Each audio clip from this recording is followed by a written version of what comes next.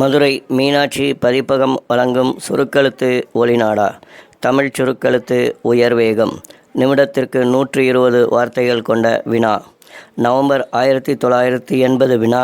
குரல் கொடுத்துள்ளவர் மதுரை கு. ஜெயபாலன். Ready, comments.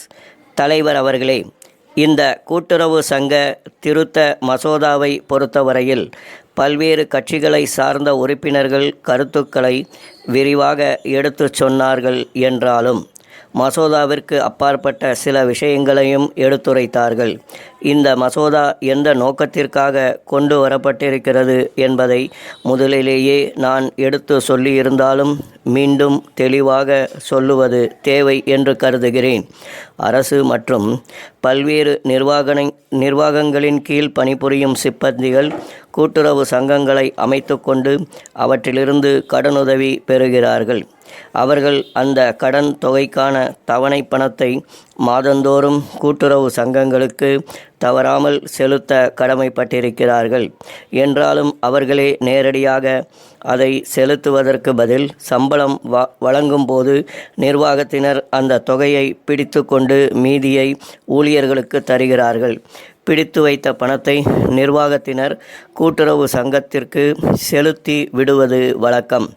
இது வழக்கமாக இருக்கிறதே ஒழிய சட்டப்படி அதற்கு இதுவரை வழி செய்யப்படவில்லை.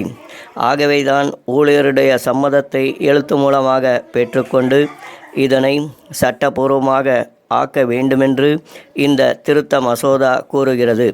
இப்படிப்பட்ட சட்டபூர்வமான அதிகாரம் கூட்டுறவு சங்கங்களுக்கு இல்லாத காரணத்தினால் கடன் பாக்கியை கட்டாயமாக சம்பளத்திலிருந்து வசூலிப்பதில் சிக்கல்கள் ஏற்பட்டு கூட்டுறவு சங்கங்கள் பயனுள்ள வகையில் செயல்பட முடியவில்லை.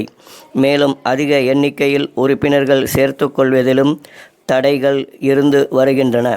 இந்த நிலை நம் மாநிலத்தில்தான் இருக்கிறது. பிற மாநிலங்களை பொறுத்தவரையில் கூட்டுறவு சங்க திருத்த சட்டம் திருத்தப்பட்டு சங்கங்களுக்கு சேர வேண்டிய கடன் தவணையை சம்பளத்திலிருந்து பிடித்தம் செய்து கொள்ளலாம் என்று சிப்பந்திகள் எழுதி கையெழுத்து போட்டு கொடுத்துவிட்டால் நிர்வாகத்தில் உள்ளவர் அவ்வாறு பிடித்தம் செய்து கூட்டுறவு சங்கங்களுக்கு கொடுத்துவிடும் முறை செயலில் இருந்து வருகிறது. அதேபோல நம் மாநிலத்திலும் ஊழியர்கள் அதிகமான எண்ணிக்கையில் கூட்டுறவு சங்கங்களில் சேர்ந்து பயன்பெறும் வகையிலும் நாட்டில் கூட்டுறவு இயக்கம் நல்ல முறையில் வளர்வதற்கு உதவியாகவும் இருக்குமென்று கருதியே இந்த திருத்த மசோதா அவை முன் கொண்டு வரப்பட்டிருக்கின்றது.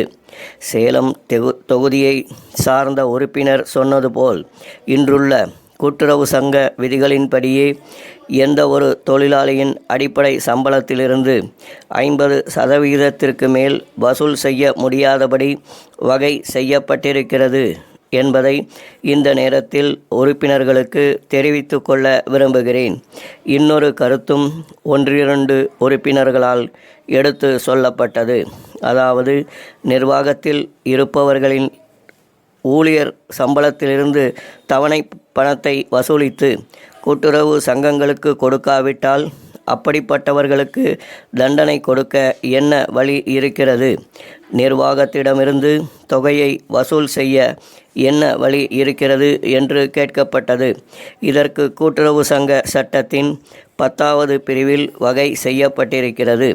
ஒரு கூட்டுறவு சங்கம் சட்டப்படி நியாயமான கோரிக்கையை விடுத்து அதை நிர்வாகத்தினர் நிறைவேற்றாவிட்டால் அது தவறு என்று குறிப்பிட்டிருக்கிறோம்.